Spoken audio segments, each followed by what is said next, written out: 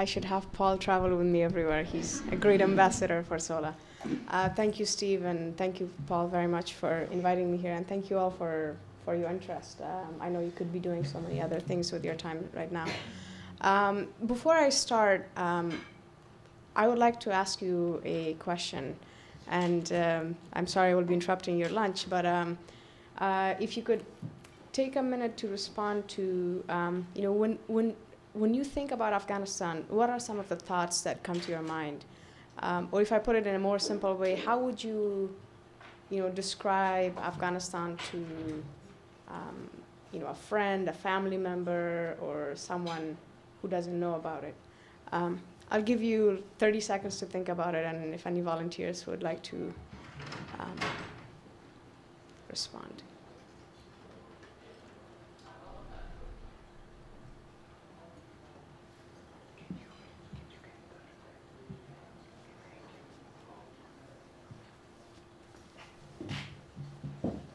Anyone? Yes. There's a perception, I'm sure you'll tell us whether it's accurate or not, I'm sure there's a perception of lack of opportunity in education, especially for women. Mm-hmm. Well, so a perception of, lack of opportunities or education opportunities for women. I'm going to ask one thing. Having been in college, I know this culture of political correctness is so important for so many people. Just let's drop that and just really let out what you really think about Afghanistan, and don't be afraid. I won't be offended at all. Yes? It's a country that in the past several decades has experienced great foreign occupation, which has kind of put it at a disadvantage when it comes to developing its own infrastructure, Mm-hmm. Including education, but a lot of other things as well. Yeah. Anyone else? Yes? Reading the news about it, it seems pretty unstable and potentially dangerous. Mm-hmm. So unstable and potentially dangerous, yeah. Anyone else? Yes? Suffers from corrupt government officials. Oh, suffers from corrupt government officials. Anyone else? All I really know is that there's a war called the Afghanistan War that I don't really understand. Mm-hmm. Okay. So I want you now to take a look at the picture here. You see, two men sitting down, they're having tea and traditional dried fruits. And but when you look at the picture of these men, in your opinion, what are like the most important values to them?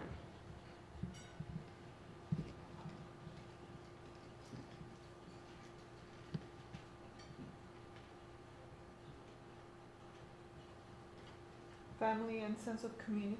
Okay. Their religion. Their religion? Yeah.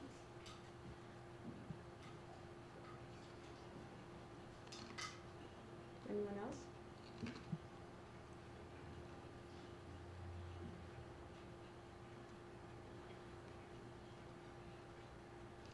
Tradition. Okay. And let me ask you a more like a specific question. What do you think, how in your opinion, what are their views on women's rights?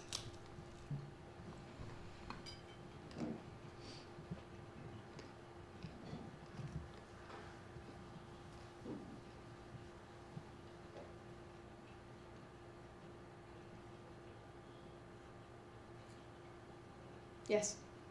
Very limited view of women's rights. I guess wanted to keep traditional gender roles. What do you mean by that? Just, Traditional gender roles. For example, there are no women sitting down with Mm-hmm. them having tea, so maybe women belong in a separate place than men do. Okay. What else? Yes. I'd say as I understand it, the influence of male tribal elders is very profound in local moralities, and they have very kind of circumscribed views active issues. Also that women are just weak and can't handle the other roles.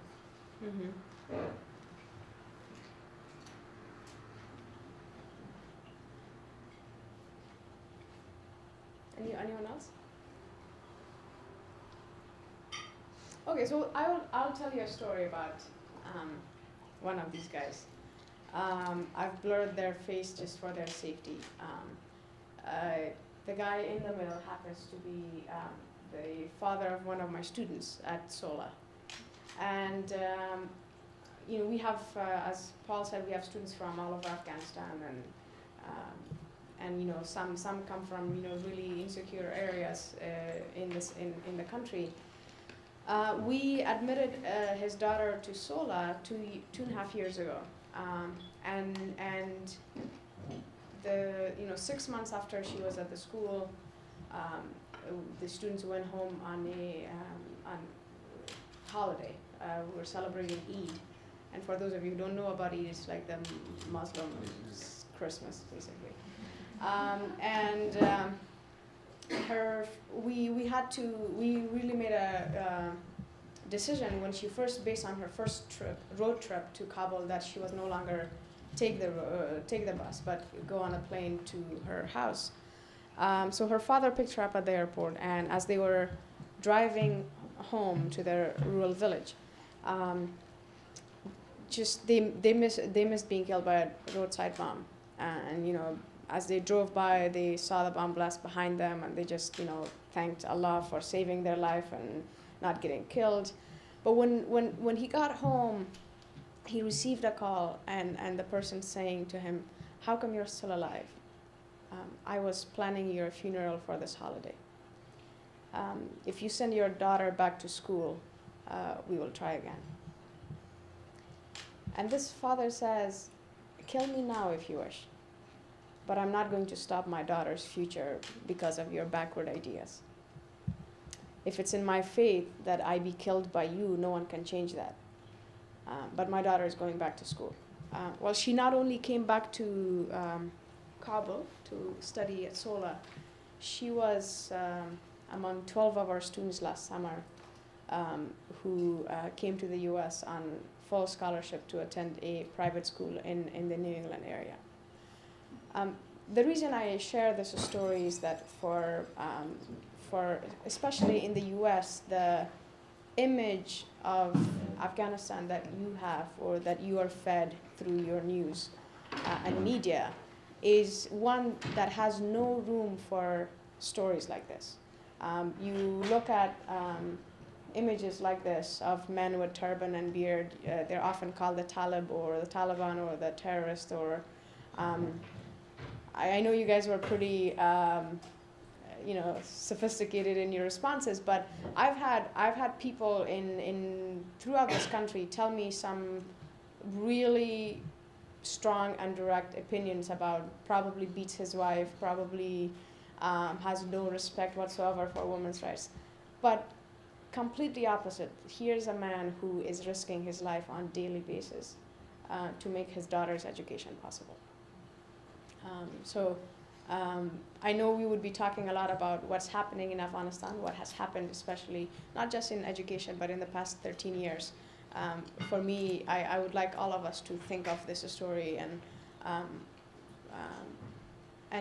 what kind of place would it have in the U.S. media.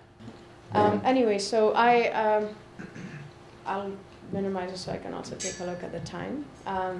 I'll just speak very briefly because I would really like to open up for a Q&A. And I know you may have come here with a lot of questions, and based on what we talk about, you may have even more questions, so I would be happy to have a conversation. But I was born and raised in Afghanistan. Unlike many families, my family decided to stay in the country, so we didn't become refugees during the war. But what that meant was I grew up under the Taliban regime. I was 6 years old when they took over in 1996. As you know, they made it illegal for girls to go to school. There are so many rules under the Taliban. Women couldn't go to work. If your house had more than one story, the second story, and the windows had to be painted so that women could not be seen from the outside, and people were not allowed to watch TV or listen to music, and men were forced to grow beard and wear traditional outfits. Basically, they were forced to look like this. So if they had preferences to wear Western clothing or anything other than this, they would be punished. So there are a lot of strange things happening under this regime for the people in Afghanistan. For older generation, for my older siblings and my parents, it was really difficult to live under a regime like that because they knew of a life in Afghanistan without and outside of the Taliban regime. But for my generation of people, it was a normal way of growing up. We had no other comparison to make to this. So I was really, really, really lucky. My parents decided to risk their lives and my life to send me to a secret school. I basically walked into my teacher's house. We would all sit in their living room and study. I would, avoid taking the same road every day. We would leave at different times and go to their house at different times, just to make sure that we didn't leave a pattern behind. Because every single person in that secret school, the students and the teachers and our families, we knew that the consequences would be death. Fortunately, my school was never discovered by the Taliban, but we would hear stories of nearby schools that were, and where the teachers would be beheaded and the students would be killed and their families were punished as well. For the crime of educating girls, basically. I really didn't think much of it other than a normal thing happening, that was a normal way of life until after the Taliban regime in 2002, I went to a public school for the first time. And it was really then when I realized how unfair it was growing up under a regime like the Taliban, and how much of my childhood I had lost. It just was, there were a lot of emotions and I really didn't know how to deal with them. In 2005, I came to the US on a high school exchange program. The first time I heard about the US was in the context of 9/11. But when I came to the US, I ended up in Wisconsin, so you can imagine how disappointed I was. Seeing no high rises. And anyways, I had a great year in Wisconsin. It was actually that year where I came to Chicago for the first time with my host family. And then it was that year as well where I had this other moment of realizing how unfair this whole world was. And within just 20 hours of being on a plane, I landed in a completely different world, and where things were so different. I really didn't even know how to begin to understand life here. I couldn't believe that my host family had plans for 2 months from the day I arrived. I just really didn't know how they could plan that far in advance. I grew up in a place where we couldn't even take the next day for granted. And when they told me that on the 23rd of September they were going to go to a water park, I just waited every single day for that plan to change or something would happen, because they were so sure, they had bought their tickets. I said, how can you be so sure? I just couldn't understand that. So there was a lot of it, from small things like that to even bigger things, and students who were complaining about homework or being in class, and when I would go home and see young boys in the streets washing cars and selling cigarettes, and if you were to stop and talk to them, you knew that they wanted to be in school, and they wished that they had somebody in their family who could provide for their family so that they could be in school. The transition for me, as I continued to study in the US and went back and forth, it never got easier. It always became harder and harder and difficult to deal with. In college, I went through all these phases. What is it that I really want to do? I realized as I was studying in a place like Middlebury that I was extremely privileged. What I was exposed to in terms of education opportunities was rare for Afghan women. Illiteracy rate in Afghanistan to this day for women is 90% in rural areas. It's less in cities. It's more like 70%, but still it's really high. The fact that I have a bachelor's degree as an Afghan woman puts me into 6% of lucky women with a bachelor's degree from Afghanistan. While I feel lucky and privileged to be on that side of the line, but there's also, even going through college, there was a lot of moral obligation and even feeling guilty, that came with it. I just didn't know why I got to be so lucky to deserve this. Why me? What if I was born in a different family? What if, there were so many what if questions, and why me, and what next, and what is it that I want to do with this education? Can I even do anything? There are so many problems. Whatever direction you turn in Afghanistan, there's so much need. There is so much that needs to be done. Back then, Afghanistan was #1 in one thing in the world, and that was maternal mortality rate, followed by child and infant mortality rate. Life expectancy in Afghanistan was 47. It has gotten better in the past couple of years. Just on and on and on. There are so many things, and it was really easy to feel hopeless. I considered so many different professions, from becoming a doctor to becoming a lawyer, and really, as I would try to think of what was it in those fields that I could do, where to even begin.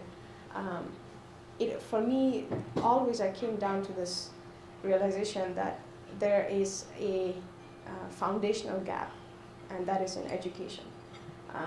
And that's where we have the strongest need in Afghanistan.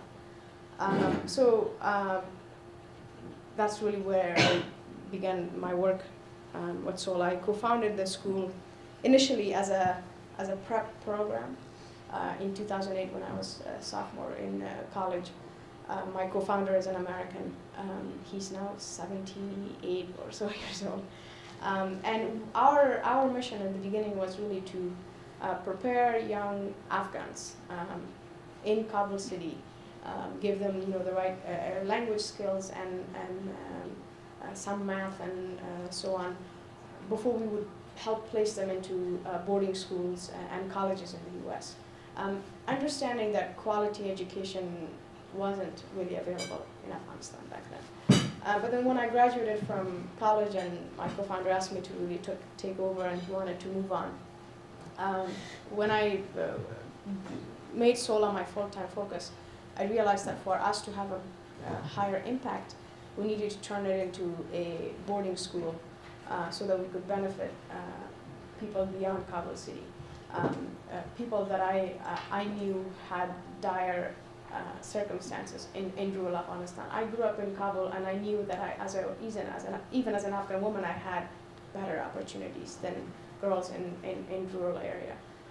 So for us to turn our school into a boarding school, we were able to bring students from provinces.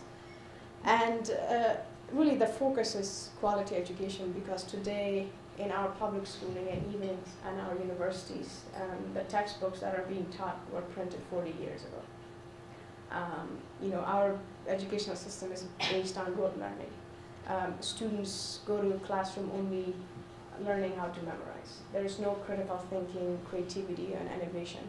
And a country like Afghanistan that has gone through more than 30 years of continuous war, we need people from that society to be able to think critically, to come up with creative solutions to problems in Afghanistan. And so really that's the mission today, that we will provide the kind of education that is different than what they get in public schools. Today we are a small school of 35 students, but the goal is that in the next 4 to 5 years we will grow the school into 340 students, making sure that we have students from all over Afghanistan. That is particularly important to me because when I wanted to start a boarding school, I knew that it was implementing the oldest idea in the world in Afghanistan. But I wanted to really think deeper and see what is it that our old, this model can achieve for Afghanistan. or what kind of problem or challenge that it can address. And that is ethnic tension. Afghanistan is a country of multiple ethnicities and people speak different languages.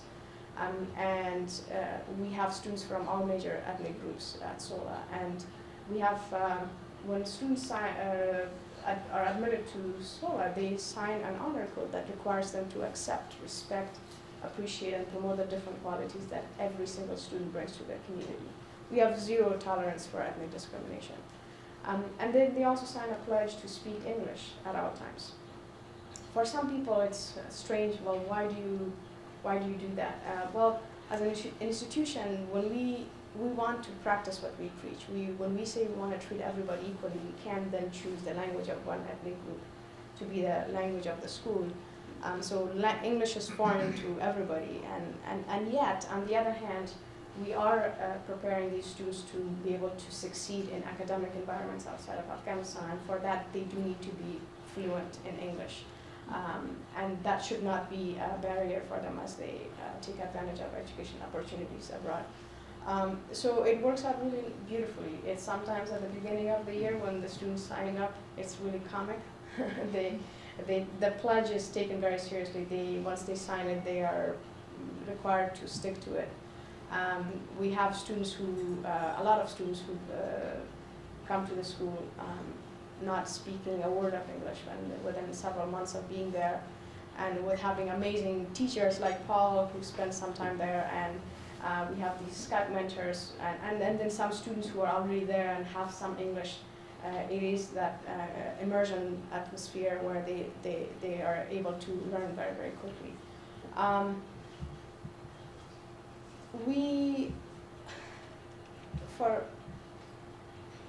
I really don't know. I mean, there's so much I want to say, and I want to finish before you all can ask questions. But for me,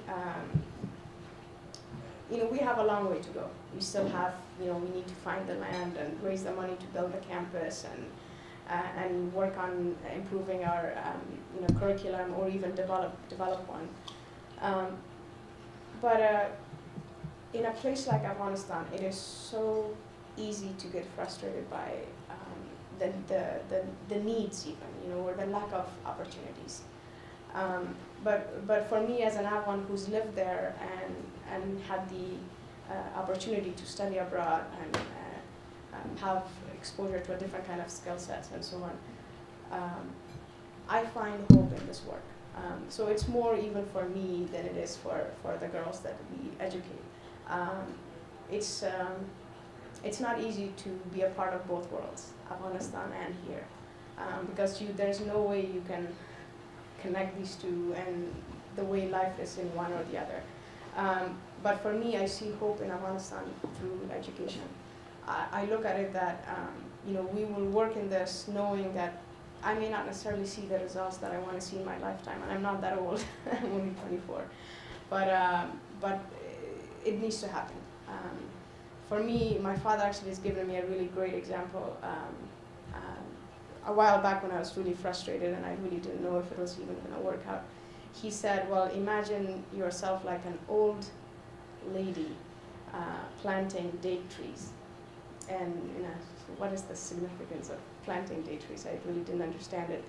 And he said, well, it takes about 50 years for a date tree to bear its first fruit. And it really is an important mindset to adopt in education. I know in the past 13 years, there's one thing I've learned about you Americans, let me tell you very frankly. I think it's not that great in Afghanistan. And that's this mindset of fix it and fix it now. It doesn't work in a country that has been broken and torn to pieces by years and years of war. And in the past 13 years, that approach of development and aid in Afghanistan has been really, I will give you, $5 million, do something in 6 months. It really, I'm just giving an example. It doesn't work that way. It really requires time and patience. And I think in the US, for the majority of public here, people have run out of patience for Afghanistan. A lot of people, unfortunately, consider Afghanistan a lost cause. most people look at look at it from the perspective that we have wasted money, resources, and so many lives. Why are we even there? We haven't accomplished anything. We need to leave. We need to get out. But just to leave you with a couple of examples, 14 years ago, we had 0 TV stations in Afghanistan. Today we have more than 75 privately owned TV stations. Our freedom of press is ranked #1 in the region, better than India.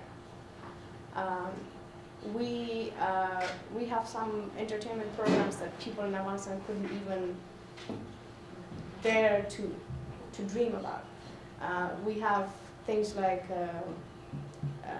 American Idol that is localized. It's called the Afghan Star. When it was initially launched, we didn't have female contestants, but today there are women in the top 5%, five contestants every single time, and people vote for them. Some of them even claim that even the Taliban vote for them. We have people in Afghanistan have never been this exposed to the world outside of Afghanistan in the history of the country. So many people own cell phones in the country. The majority of people have access to at least 3 to 4 different kinds of radio stations that they listen to or watch TV. There was one of my favorite stories recently from Ghazni province. In rural Afghanistan, the way life works for the people, I mean, they could be, it really doesn't make a big difference in their life whether the Afghan government is in charge or the Taliban in that area, because they know that both the Afghan government or Taliban will have enough respect not to invade their privacy. So apparently this one district was taken over by the Taliban, and after a couple of months, the Taliban announced to the people that you are no longer allowed to have cell phones. So they asked people to give up their cell phones, and if anyone is seen with a cell phone, that they're going to kill them. The response is incredible. People get together in that district and kick the Taliban out. Why? Because the Taliban want them to give up their cell phones, and they did not want to do that. So, this is for me all a sign of great progress. Yes, granted that we haven't achieved what we would have liked to achieve in the past 13 years, but I guess that's indicative of the need in Afghanistan. So much needed to happen that we needed all of this time. Right now, never in the history of Afghanistan have so many young children been in school, boys and girls. It's not enough. We still have another 5 million kids to send to school and to see them enrolled in school. But all of this is progress, and I have seen it in just in my lifetime in my country. For me, when people ask me, do you think SOLA, a school like SOLA is possible, it's the first boarding school for girls in Afghanistan. We keep a low profile still, given how small we are, and we just want to be cautious and not take risks on SOLA students' behalf. But I know it's going to happen. I know that within the time frame that we have set, and maybe longer, who knows, or shorter at a time, we would be able to achieve that for Afghanistan.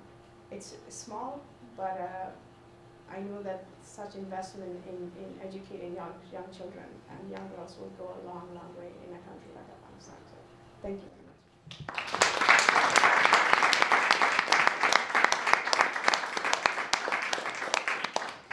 Please, your questions. We'd like to open it up to anything you would like to. And while you're actually asking a question, I do want to give you SOLA schooling, if that's okay. This is. I'm Shahida Hafid. I'm 12 years old, and this is my school.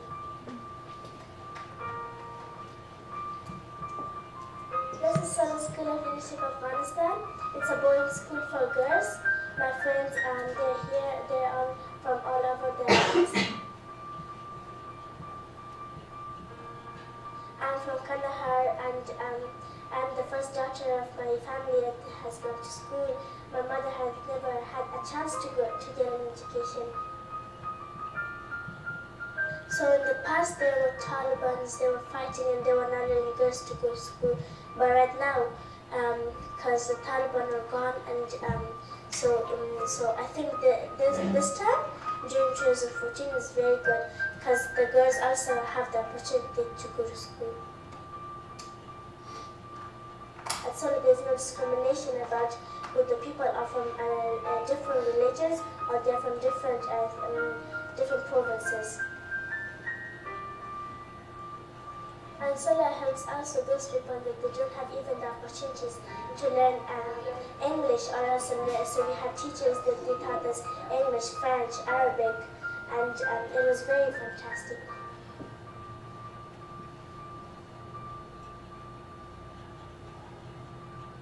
In the future, I would like to be a professor.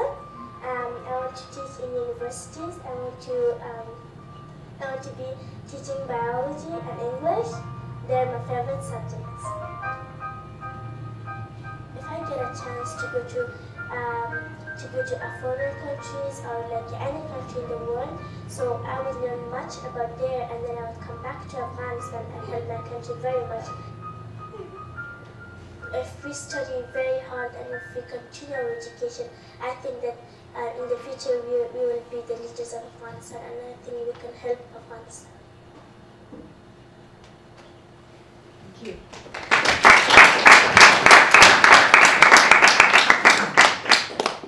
So, any questions? Yeah. Oh, hi. Thank you so much. I was born and raised in a country with its own share of gender problems, and I remind myself every day not to take my education or even my chance to be born for granted. So thank you for your work. What I wanted to ask is, how well educated are boys in Afghanistan?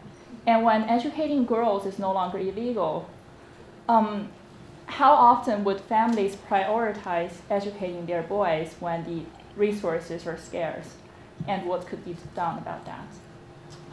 So illiteracy rate in general is pretty high in Afghanistan, but it's a lot higher for women. I think it's the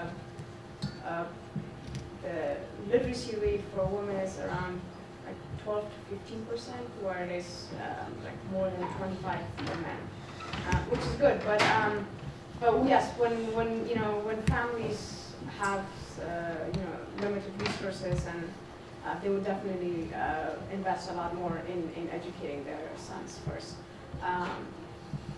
Initially, when we started, we were actually a program educating boys and girls, but when we became a boarding school, we had to make a decision. We couldn't run a co-ed boarding school. It was tough. And for us, it was an easier decision to focus on girls, knowing how limited opportunities are for girls. We have a lot of private schools in cities like Kabul really because of the demand and because people are aware how how inadequate the public schooling system is. So you would see a lot of families who send their sons if they have a limited resources again, their sons to private school, where their daughters would go to public school. But again, I don't want that to remain a stereotype. There are a lot of girls who attend private schools as well. Public school is free, and private school they have to pay, so that becomes the issue. But for the country as a whole, and this may surprise you, the number one reason for why girls aren't able to attend the school throughout the country is not traditional beliefs, it's not security, it's lack of teachers. And most specifically, lack of female teachers. It's not a law, but traditionally people would prefer women teaching girls and men teaching boys. And so the current statistics that we have on teachers in Afghanistan, there's already a big shortfall for the teachers. We need more teachers in Afghanistan. But out of the teachers that we do have today, only 28% are female. Only 28%. So you already have more than half of the districts in Afghanistan who don't even have a single female teacher. So makes it difficult for families to send their daughters to school or to have a school for girls in these places. According to a study that was done by the Afghan Foundation, the second reason for girls not attending schools in so many places is lack of proper sanitation in schools. You have schools with so many thousands of students and they only even have 1 or 2 proper bathrooms. So, and especially this becomes an issue when girls reach puberty and then the families don't think it's appropriate to send their daughters to school. And the third reason is security. You know, you had those stories back in 2009, I believe it was, in Kandahar, where girls were thrown acid on their face as they were walking to school. Even in the past year, there were several cases of poisoning in schools, and that continues to happen to scare the girls and their families from sending the girls to school. But what is so amazing is that the same number of girls will show up to school the next day, even when that kind of stuff happens. And you know, people have kind of understood that this happens, and this is a way for I will say the enemy. I don't want to use the word Taliban. I think that is so misleading these days to stop girls from going to school. But people continue to try that. And yet when you look at it, investing in a girl's education has the highest return rate. You know, when you educate a man, you educate an individual, which is good and necessary. But when you educate a woman, you educate her family, her community, and her society, and our world at large.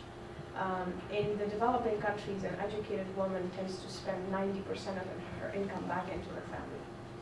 An educated woman will always make sure she has fewer and healthier children, and that her children at least receive the same level of education as she has, if not more. So if you look at development, it makes sense to invest in educating girls and sending them to school because of the impact that it has. So it is not it's not just a matter of focusing on girls or women. It is, in a sense, a more very inclusive investment because it's an investment in the family.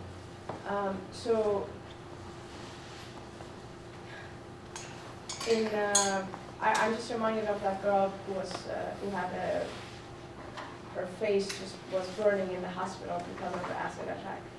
And when she was interviewed, she said, whoever you are, I think she was addressing the Taliban, yes, you have thrown acid on my face and I'm burning, but you cannot stop me from going to school. As soon as I'm out of this place, I'll go back to school. And that became a message of strength for so many girls around the country, like, who felt that that's the approach that we need to all take in terms of going to school. That we cannot be stopped from learning.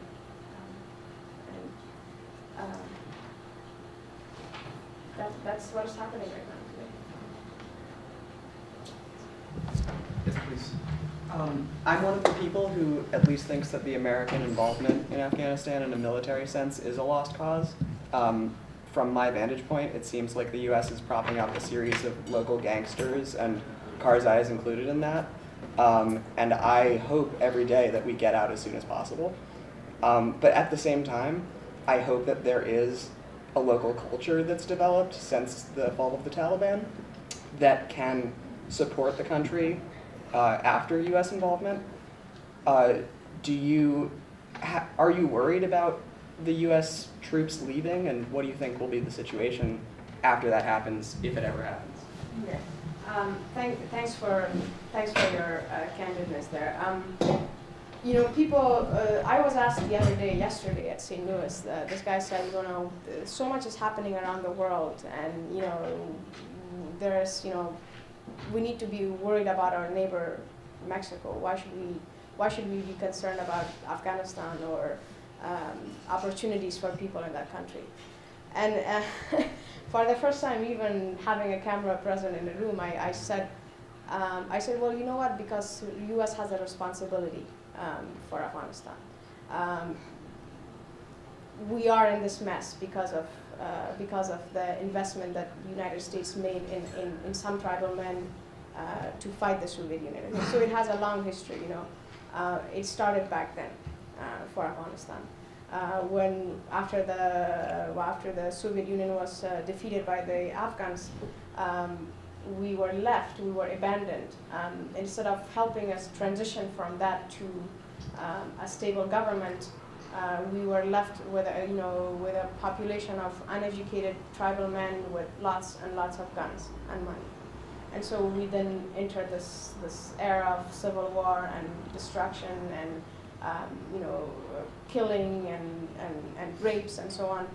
And then that's how the Taliban were created. The word Taliban means students. And they were a frustrated group of Afghan refugees who wanted an end to this war. And obviously then things got complicated. So for me, if you come to Afghanistan today, a lot of people will tell you that it's impossible for the US to leave this country. Not just for Afghanistan, but for the United States' sake. You have China, Russia, Iran, Pakistan, all in that place. Historically, for the U.S.'s diplomatic relationship with all of those countries, there's so much tension with every single one of them, including Pakistan, except Afghanistan. The Afghans don't consider this a U.S. invasion. They don't. Believe me, because of the history of Afghans, if they were to think of this as an invasion, the United States would not be there today. People looked at it as, we were crying for help when the Taliban took over, and no one listened until 9/11 happened. And people now understand. People in Afghanistan are sick and tired of the war, and people want change. You saw what happened when Karzai recently asked for that Loya Jirga, the gathering of elders in Afghanistan, whether or not sign the bilateral security agreement with the U.S. And to his surprise, and to probably so many people's surprise, people unanimously said we should sign this. It's in the interest of Afghanistan and in the interest of everybody. People want to move out of so much that is associated with Afghanistan towards some change, some positive change. I am worried if the U.S. were to withdraw because we need at least the same level of progress and security as it is today, even with the occasional bomb blasts and so on, for the Afghan businessman to feel secure enough to invest in the country. Since the BSA was not signed by President Karzai, so many Afghan men pulled their money and investment out of Afghanistan, and they're basically hanging out in Dubai area, waiting to see what happens, whether they should go back to the country or not. And as I mentioned, we have made incredible progress in the past 13 years. People in Afghanistan are not interested in just give us, help us. People want to learn and then stand on their own feet. And that's at least the understanding in so many. That's why you will see so many people like that father that I just showed you a picture of, who are dedicated to education. You have so many farmers throughout Afghanistan who make sure that their children or their sons and daughters get an education so that their life will be different than their own life. So that is a realization, and this past 14 years have been amazing progress. What a 14-year-old Afghan girl even thinks today is something that the 14-year-old Shabana could not even dream about, and that is progress. we need at least, you know, another decade of this level of development to not be concerned that we could call this a phase in the history of Afghanistan. Where another 10 years, it becomes a norm. That 14-year-old girl who was born before, after the Taliban, becomes, you know, a person who works, who's gone through a whole, you know, education, high school and college, and is in the workforce. And they have, in these years, have had incredible role models, women in the parliament, in the government, to look up to and to realize that there is a future that they could make for themselves. So I think it's a lot more complicated than the U.S. either staying or leaving. There's so much more. Quite frankly, I think U.S. would make an enormous mistake for completely withdrawing from a country who is welcoming, who's not, you know, who's not a, how do I properly say this? Afghanistan is quite friendly with the U.S. and for U.S. to have that kind of host is amazing in that region. And I will tell you, Karzai is one person. He is not representative of the country. We have an election coming up tomorrow, and all of those people have strongly expressed signing the bilateral security agreement. So I don't know if I answered or created more questions for you, but we have time for one more question. Yes. Could I follow up on that a little bit? Is there, are there things that we could do, the U.S. could do as a country, either beyond or in place of military sort of presence? What are the other sorts of humanitarian aid or other sort of institutions that could get involved that could help you in that progress? Yeah, I think, you know, I don't want to say that military involvement was at one point crucial because, you know, without security you can't run schools, you can't have businesses and all of that. But people have, from even the very beginning, one of the criticism for coming from Afghanistan and from the educated population was that there's very little focus on nation building and so much focus on killing the Taliban or the terrorists in Afghanistan. And even back from the very beginning, the Afghan intelligence would constantly say Al-Qaeda is not in Afghanistan. You're looking in the wrong place, and you need to be focusing the money on you know, building this country and helping us rebuild our country. So yes, beyond, we need our police force to be trained. It's happening, but that needs to happen to a level that people begin to respect the police force. In Afghanistan, it has taken us several years for the nation to respect and take pride in our Afghan National Army. But we need something similar to happen for our police force. Today, people don't have respect for our police force. It's corrupt, and you just give a small bribe to you know, police and things can happen. And that needs to change. So that will change with a lot of training and proper kind of support. We need obviously a lot more focus on education. And you know, for me, not just sending girls or boys to school, but keeping them in school. Not just creating classrooms for them to study in, but what they learn inside those classrooms. We really need to get to the next level, you know, really get real. You know, if we want to do this, we really need to get our hands dirty and focus on what really this country needs. And that is a quality education and the kind of programs that will allow these kids to finish school. Yes, we have a good number of girls who are attending primary school, but when they reach puberty, a good number of them drop out, and we need to keep those girls in school. So there should be a lot more focus like that going forward in the next 10 years. And that's what people are interested in. We have now a good number of Afghans who are educated in the US or other countries who are, a good number of them have gone back. And if there are such opportunities, those who have decided to stay here may also decide to go back and see themselves more useful in their own country. Yes, there is a population of Afghanistan that the U.S. and other countries can find similar language and understanding what to work towards that change in the country. So again, thank you for your presence today. We really appreciate you responding to our invitation. And please, again, a round of applause for Shabana.